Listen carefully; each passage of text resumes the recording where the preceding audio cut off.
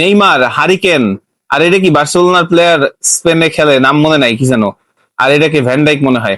আচ্ছা যাই হোক, চারজন প্লেয়ার বিপদ আছে, তাদেরকে হেল্প করতে হবে। হারিকেন, হারিকেন ছাড়া বাইরে বেরিয়েছে, বৃষ্টিতে ভেস্তাছে।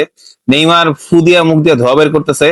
আর এ বেচারা কি করতেছে আমি জানি না, মন খুবই খারাপ। আর এটা কি ভ্যান ডাইক এরকম এরকম করে জাহাজ দেখতেছে।